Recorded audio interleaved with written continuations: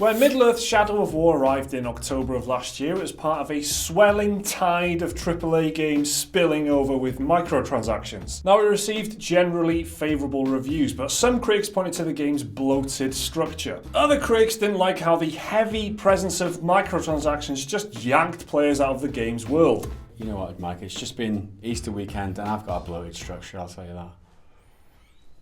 What do you mean? Star Wars Battlefront 2 may be the poster child for games what got ruined by loot boxes in 2017, but there were a handful of other games that suffered too. One such game was Shadow of War, which treated its signature randomly generated personality-filled orcs as a commodity you could acquire in loot boxes. These orcs were even assigned rarities, with the harder to find orcs being more powerful with better perks. It turned the exciting Nemesis system from 2014's Shadow of Mordor into a platform for making cash out of microtransactions. Well, good news for anyone who didn't like that. Developer Monolith has just dropped a pretty massive and very welcome bombshell. Yeah, there's probably no better way to explain this than just reading straight from the company's new blog post. Quote, "In order to fully restore the core premise of the Nemesis system, we'll be permanently removing gold, war chests and the market from Shadow of War. This means the option to purchase gold with real-world money and the ability to gain orc followers from war chests will be removed." So the game's entire microtransaction system is being taken out of it. When it comes to listening to player feedback, which so many companies often claim to do these days, I can't think of a better example of a company actually following through with something. Monolith admits that the microtransactions in Shadow of War bogged the game down, made the Nemesis system less appealing, and cut down the immersion that players felt when playing the game. Simply being aware that they are available for purchase reduces the immersion in the world and takes away from the challenge of building your personal army and your fortresses, the blog post says. And personally, I couldn't agree more. After which point players will have until July the 17th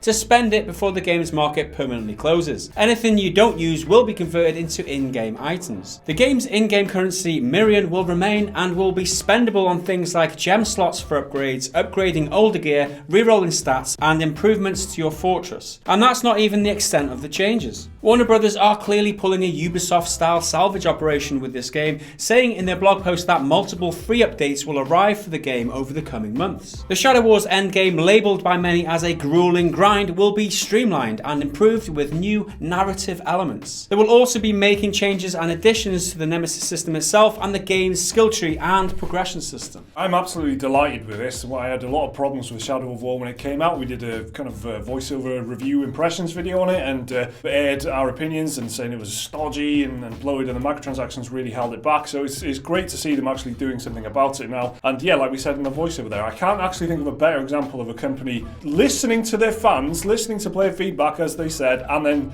doing exactly what the fans, well, what a large proportion of the fans wanted. It's refreshing as well to hear them openly say that this isn't good. This is drawing people out of the game. It's cutting the immersion down. Just knowing that microtransactions there are not good. It's great to hear a AAA studio saying this kind of thing, especially when it's Warner Brothers who are the publisher, who are pretty bad at stuff like this. So this is great news all around, I think. The fact that they are removing the end game grind at the same time as they're removing microtransactions speaks volumes. It's almost as if that they had the grind in there just to sell people microtransactions. Isn't that right, man? Yeah, exactly. Yeah, I think that was a lot of the complaints as well. And it was clear that it was only there as a platform for the microtransactions, to push the microtransactions, to make them more appealing. If you're going to sell people loot boxes, you've got to give them a reason to buy it.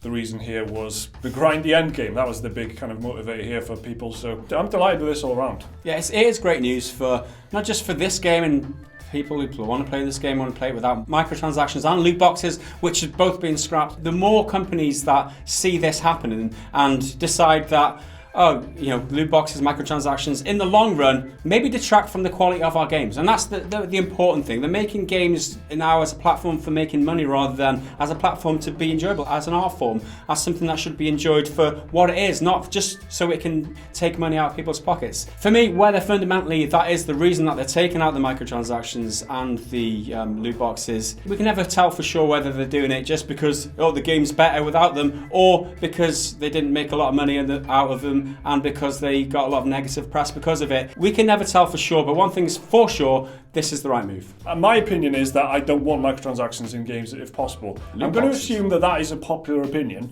that that's what we don't want. So all that stuff is just distraction from the core of the game, which is exactly what they've said is the problem here. It's distracting, it's not what you want, it's immersion breaking, so they're taking it out. I mean, just congratulations, bravo, thank you. So Shadow of War's microtransactions, the market, all of it is just going. Is this going to be enough to draw you back into the game? You're going to take a second look at it once these things are gone? Let us know down in the comments. Remember to like the video if you enjoyed it, subscribe if you want to see more stuff like this every single day. You can check out that video right there, right now if you want, and there's a link to Patreon if you want to support the channel.